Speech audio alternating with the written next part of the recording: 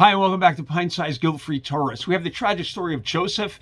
His brothers throw him into a pit. They take goat's blood and put it on his multicolored coat, give it to their father. Their father is obviously in mourning, thinking his son died, and everybody comes to comfort him. And it says, "V'yakumu kol banav v'kol banosav," and everybody came, his sons and his daughters came, l'nachamu, to comfort him. V'yama'ein lehisnachem, and he refused to be comforted. Now it's very interesting, the word used here, v'yama'ein, he refused to be comforted. It doesn't just say he wasn't comforted, he refused to be comforted. Now, why is that interesting?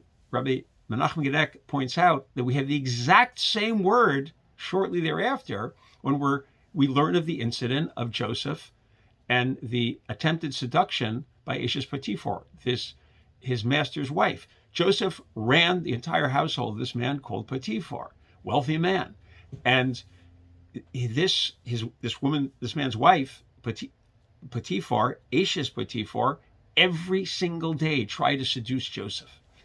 And he was able to refrain every day.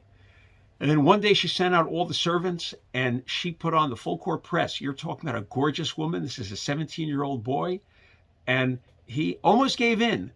And then the verse says, no, vayima'in. He refused. This exact same word, he refused. The same way that Jacob refused to be comforted, thinking that Joseph had died, so too Joseph refuses, the same word, to give in to these seductions. Now, what happened? What is it that last minute saved him?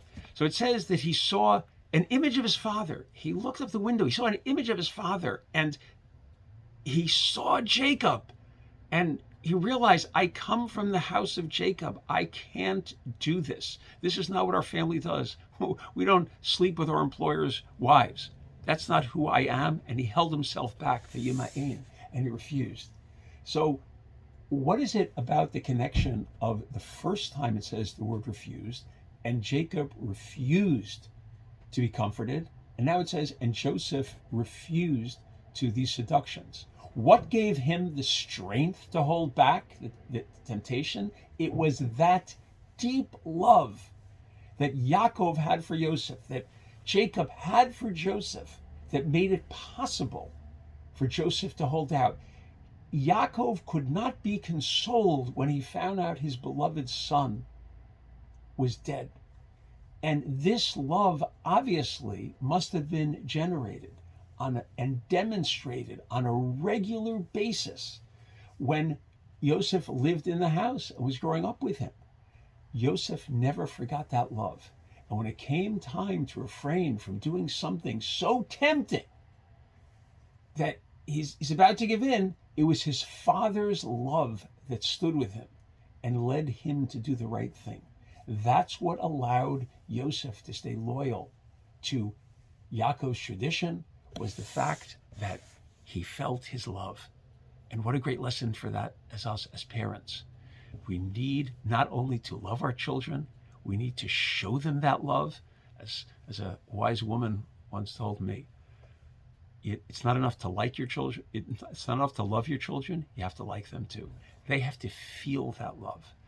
And this was so strong, that emotion, that feeling was so strong that Joseph was able to use that, to harness that energy, that love, so that he didn't do something that later he would have regretted doing. It's that love. So as parents, we should just realize how important it is. And as children, we should realize the amount of love that our parents have given to us, and we want to give that gift over to the next generation. And we want to show that love, speak about that love, and demonstrate that love. Have a great day.